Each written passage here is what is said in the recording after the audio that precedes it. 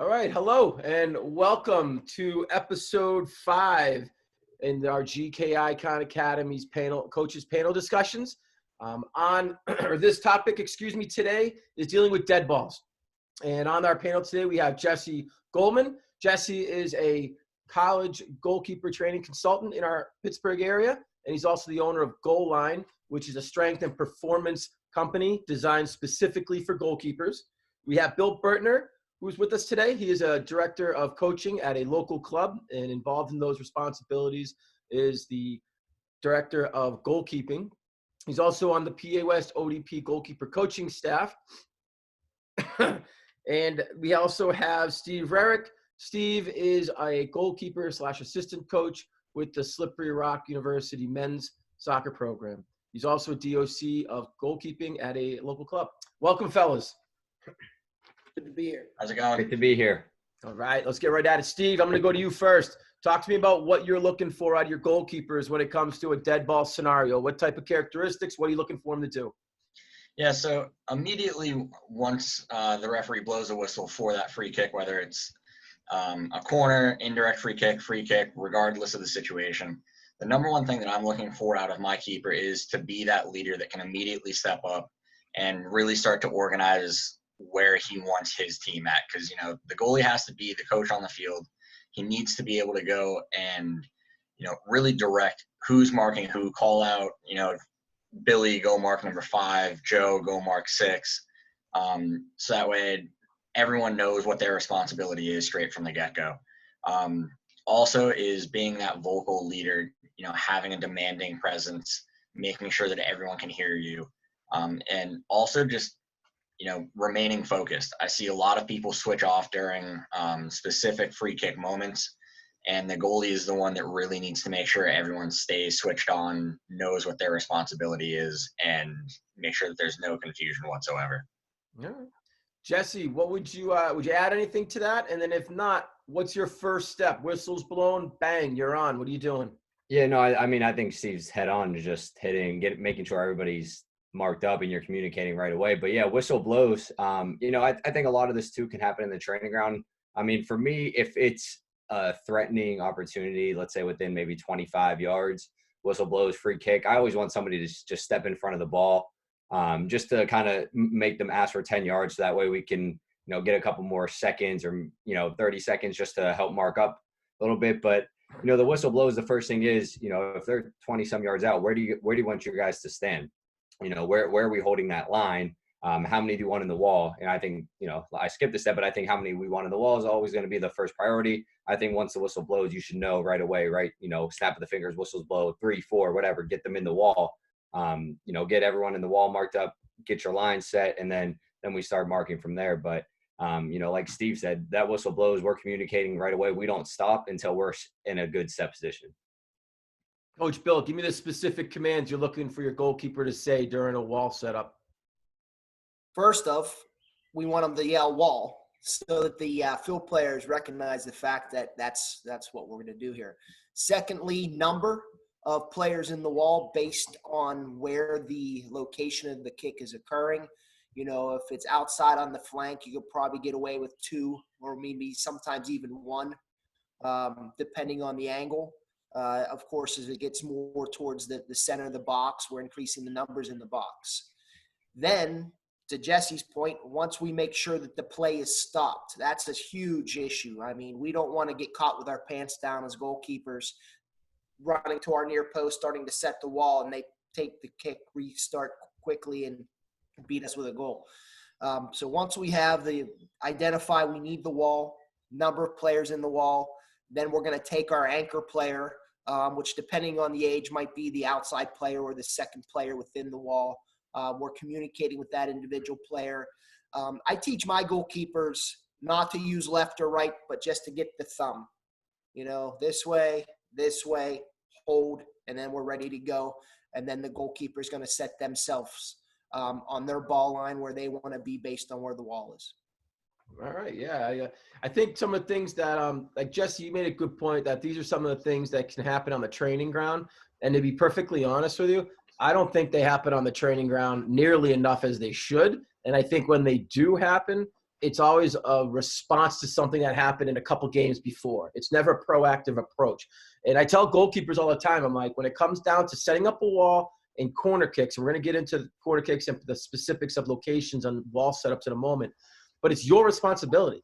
And even though the coach may not have spoken to it or assigned you that responsibility, everyone's looking at you to take control. And not only are you taking control, you need to get the ref involved.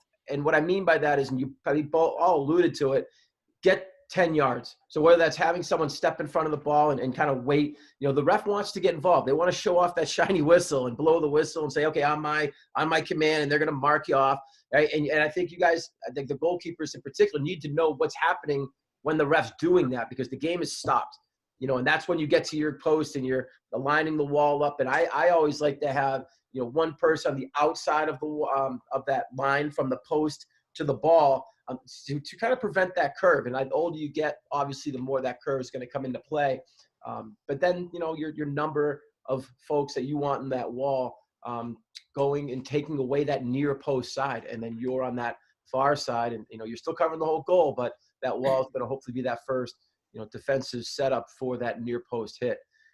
Let's get right into a specific location. So let's talk about it. The wall is now to your right, and to the right, what I mean by that is it's going to be at the corner of the 18 down to the end line. So it's on that far right side. How many people you have in the wall, and where's your head going? You said like head on a swivel was something I heard earlier. Jesse, I'm going to go to you if I can with this. Walk me through what you're thinking at that moment from the second the whistle blows for the kick right up through after the whistle, the kick is taken.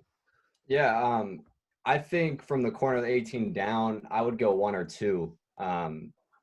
I think usually from that area, you're just kind of looking at a cross from it. So I would prefer to have more people in the box to help mark, especially too if you're on the right side and you can tell that it's a lefty taking the kick. I think right there you only need one because you'll have a good read on if he's crossing it or shooting it. So and also for me, I feel more comfortable having more guys in the box picking up loose balls or just helping mark than and I'd almost rather them try to beat me from the corner of the 18 because I know how hard of an angle it is. That's just my preference.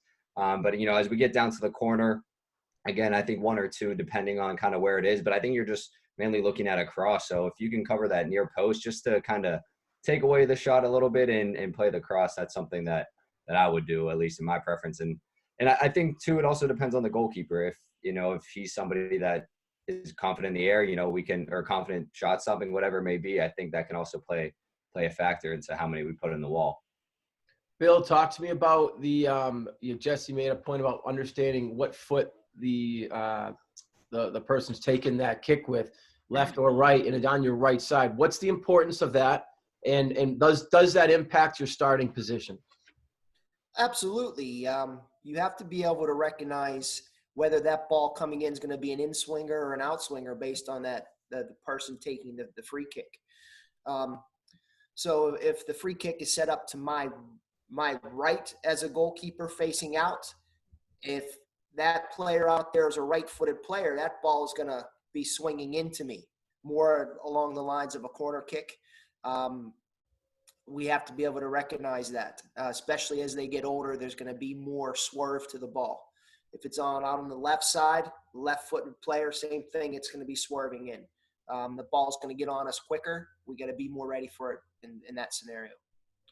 Steve, how dramatic of a starting position location are you looking at, or are you thinking a goalkeeper might need to consider based on that in-swinger versus out-swinger if we're dealing with something that's out wide, as we just discussed? We're still at that same location on the right side of our 18. Yeah, so in my personal preference, it's really going to come down to how athletic your goalkeeper is, how confident he is, as Jesse kind of said, in the air versus shot stopping. Also, once you get to the higher levels, you can kind of scout ahead, know what, certain teams' free kick takers are, things of that nature. So that can kind of help you prepare for that as well. Based on what you've seen throughout the game, if you can see that their free kick taker has a really nasty in-swinger where he can really get some whip behind that ball, you may want to take one step and kind of cheat towards, that near post. So that way, he doesn't get you near post, but you don't want to overcommit. And I see a lot of young goalies doing this where they go and they just want to stand right on that near post, and it gives up that back post, all day if someone can go and actually, hit that whipped ball in.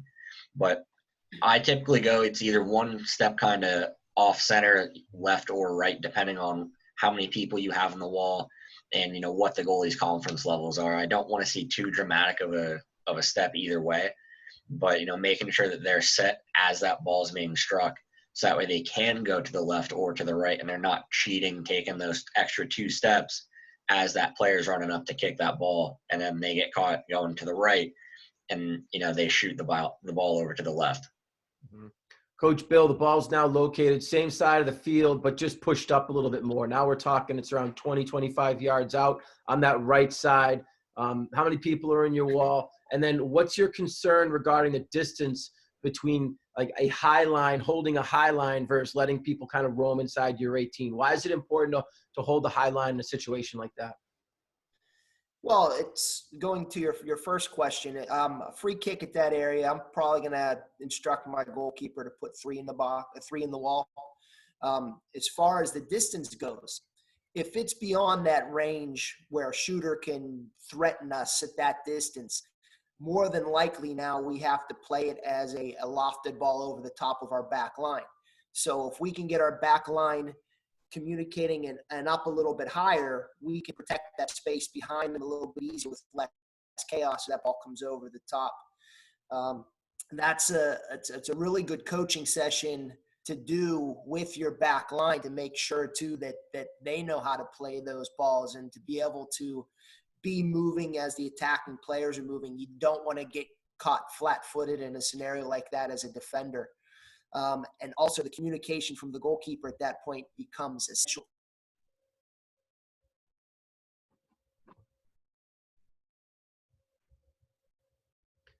Yeah, I think in regards to what Coach Bill was saying, I think he was getting into the communication. Bill, rewind like 15 seconds. Go right ahead. Okay. Essential the communication is with the goalkeeper at that point, and making sure that if they're going to come out for that ball, that they're yelling, because you have attacking players as well as your defending players with their focus on the ball and not where they're running. So you're doing that for your own protection as well as theirs. Coach Steve, you're dealing with the same situation. What's your guidance on the number of people in the wall, and when do you put X amount of people in a wall based on the location of where that penalty is?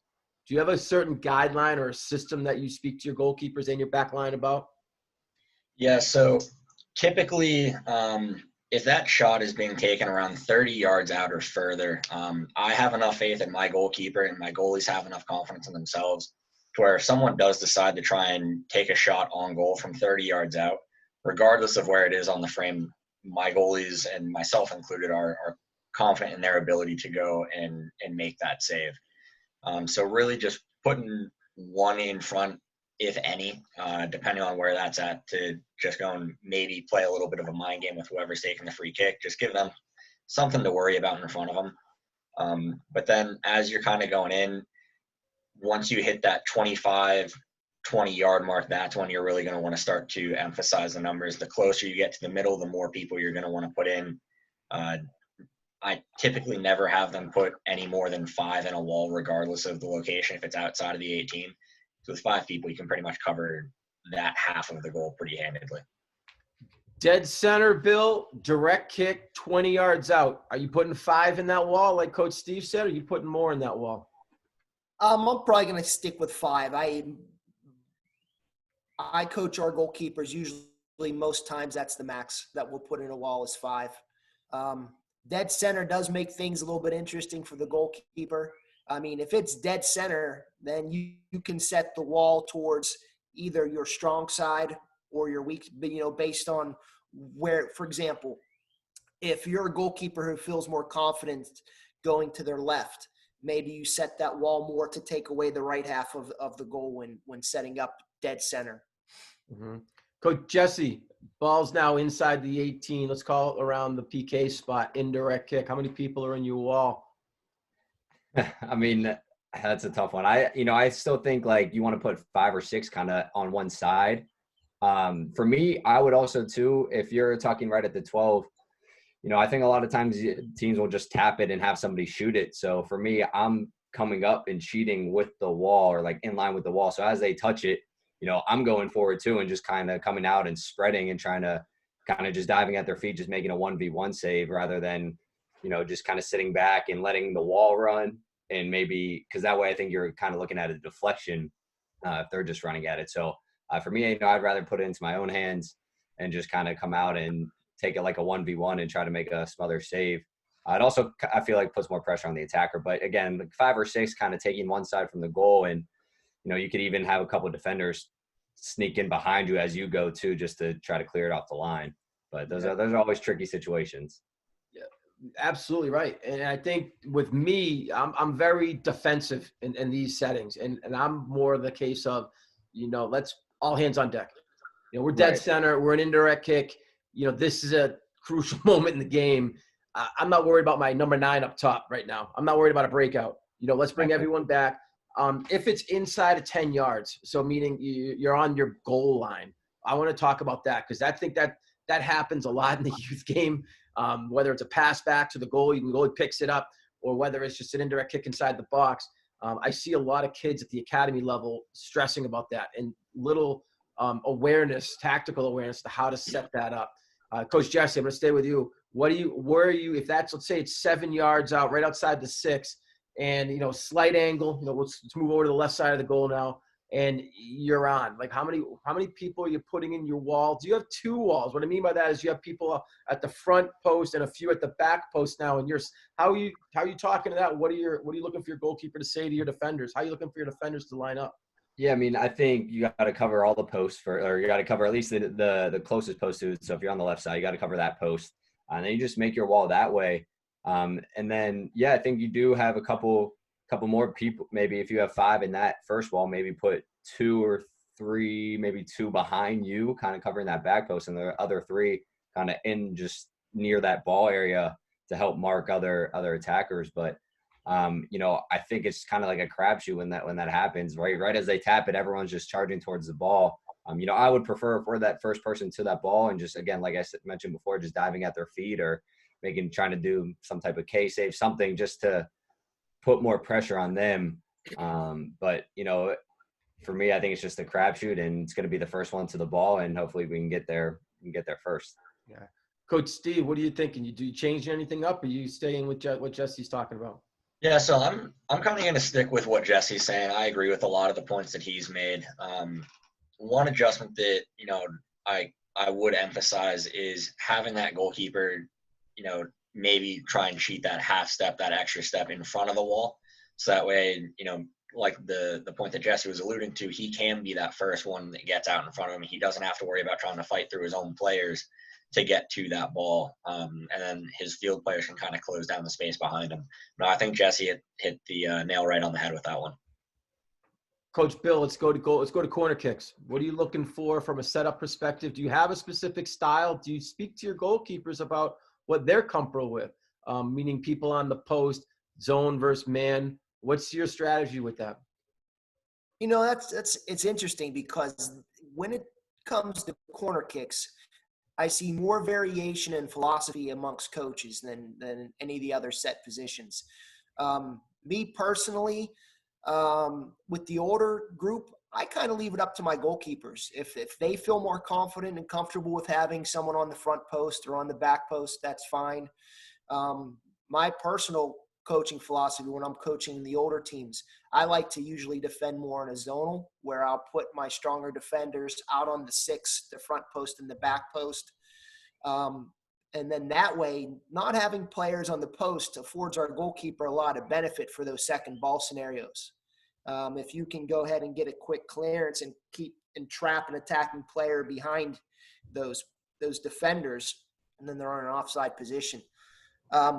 For the younger kids, and I wanted to go back to a point you made earlier about just with the younger players in small-sided games, the recognition of getting on a close set piece, getting everybody back behind the ball and just facing out in a proper position and when the ball is cleared, how we want to encourage them to reset that line. I mean, that's an essential job from the goalkeeper here in a corner kick or any free kick situation. When that ball is moving around in the box in a dangerous position and our defender is able to clear it out, it is incumbent upon the goalkeeper to get his back line up, to get that back line up so we can reset and create some space back behind us. Continue with that. Why are we creating space? Why are we pushing everyone up? Real quickly, go. Oh, mainly because you're trying to buy yourself more time and ability to play behind there. You, by resetting that line, one, you can either trap the attacking players behind, so if the ball comes back through, they're in an offside position. But secondly, it just eliminates the traffic. As a goalkeeper, I'd rather have that point of confrontation now 15, 20 yards in front of me rather than in my lap. Yeah, right on. Well said. Coach Steve, let's go back to corner kicks. Talk to me about what you're telling your goalkeepers do regarding posts. Do you like people on the post from from a goalkeeper standpoint? Are you zone? Are you man-to-man? What are you telling your goalkeepers? Yeah, so I'm kind of a big fan of having, kind of half and half almost, whereas you have your best ball winners, they can go and play kind of more of a zone, or if the other team has someone who's really good in the air, you can man mark them with someone that's on your team that's really good in the air. But as far as posts, if we have the extra personnel, why not? You can throw them on the post, just in case there's that, the first time glancing header where they go and either flick it across goal to the back post or, have that bullet header near post again. You at least kind of have someone there. I know for me personally, that saved me a couple times where, there's a really good header in the air and, my post guy, sometimes they turn out to be your best friend sitting on that post. Sometimes just the post in general can be your best friend. But for me, the first one to go, if we do need to go and get more people off the post and into play, you take your back post off first. I have enough confidence in my goalies to where they can backtrack, they can get that back post if it goes over their head. And if both need to go, then that goalie, I typically have him take that one extra step forward. So that way he can cover that near post a little bit better, just in case they do just have that driven ball in near post. I'm still here, Eric. Sorry, my video. Just want to make sure that. So it's interesting because Bill said it earlier. There are so many variations lately in regards to how to properly align your defensive unit with a corner kick. You look at the likes of, let's say, Liverpool. Like I watched them and how they set up. They put no one on either post, and they set themselves up almost in like a triangle, like a straight line, and then they just have numbers in a zone, and everyone can move forward, and that back post is open for their goalkeeper to take that back service. And it's just interesting because then you'll go and you watch another team play, and you're seeing two guys on each post, or one guy on each post, excuse me, and then everyone's man marked. So it really comes down to coaching philosophy and what you think is the best for your team. So there's no right answer to that. At the college level, I always ask my goalkeepers, what's your preference and why? I just want to hear their reasoning.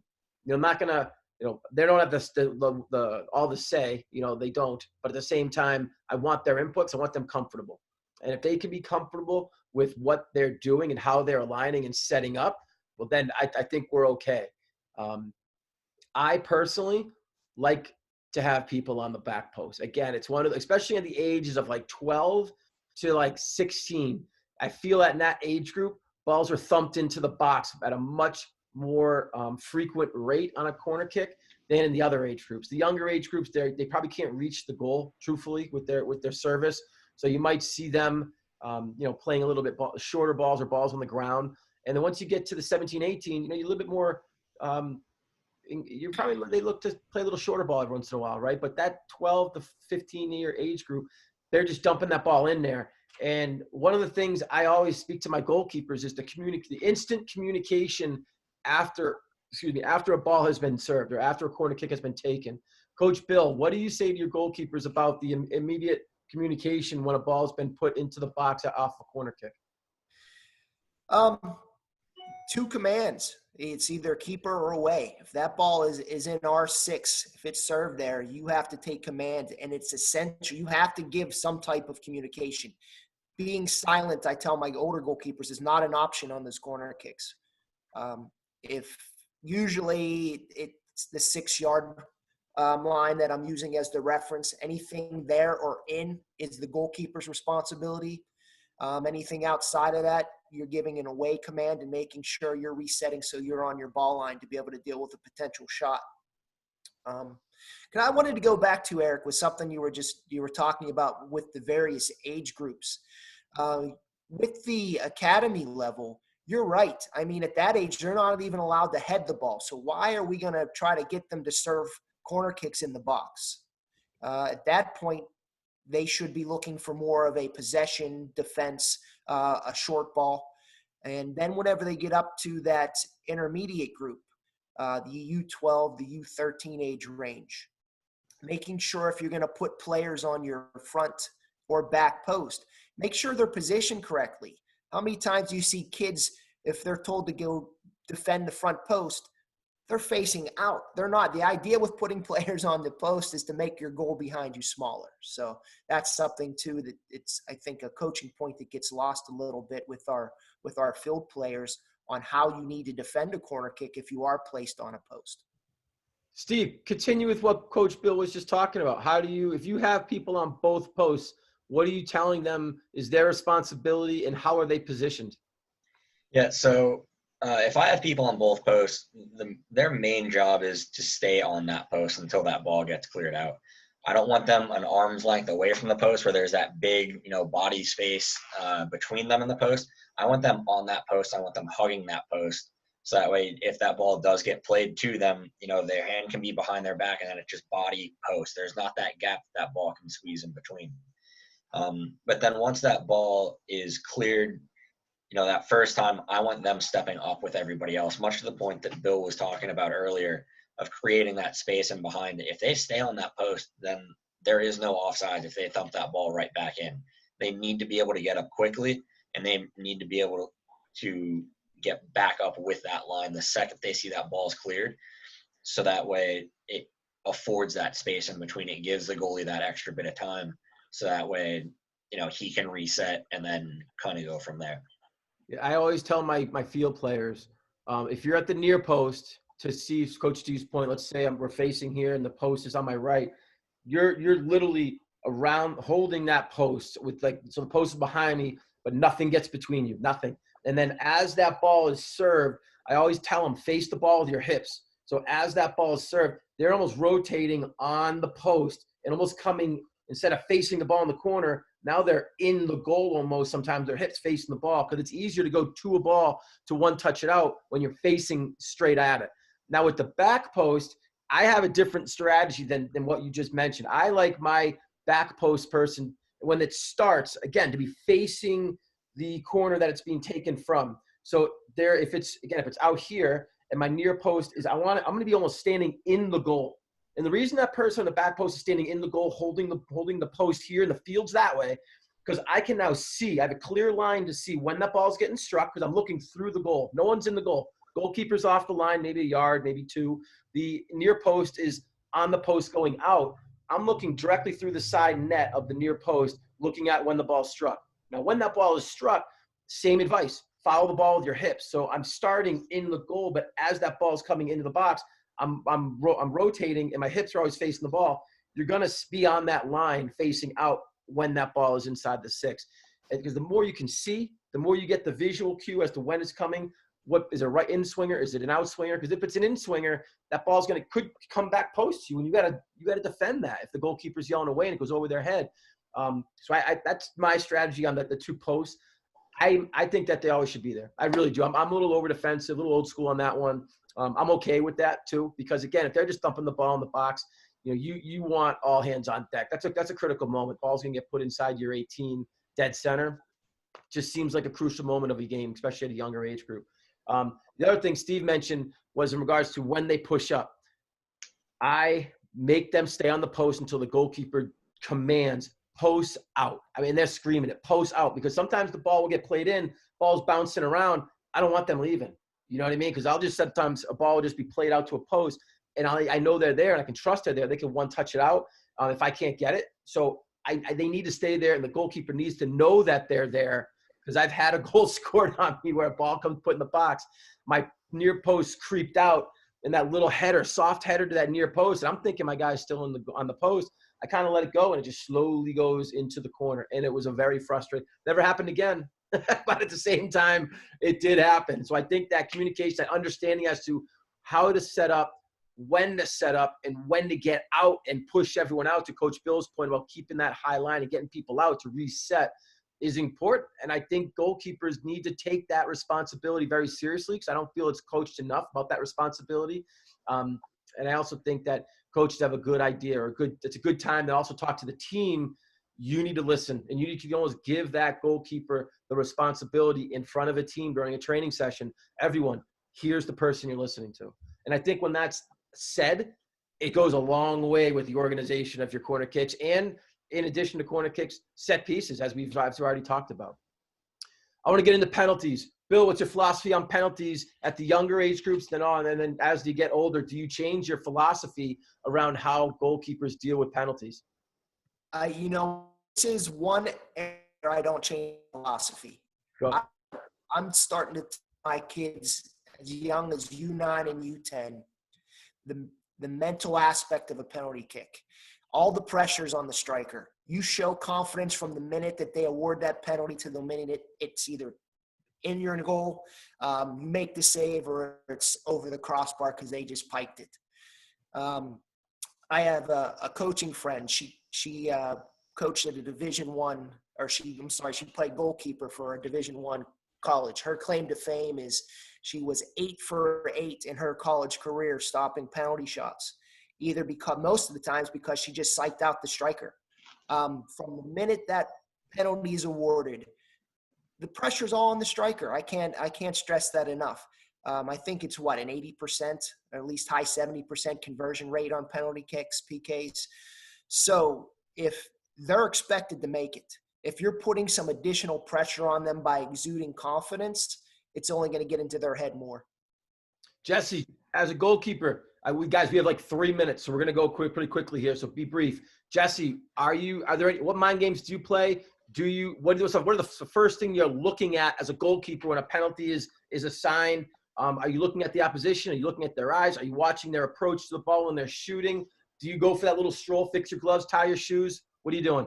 I mean, look, the first thing is just like Bill said, it's just going to be confidence, right? For me, I love penalties. I love that pressure. I love being in the spotlight, right? So for me, penalties were awesome. Like I brought on the idea of a penalty. I got so excited when a penalty happened in the game, but that's just me.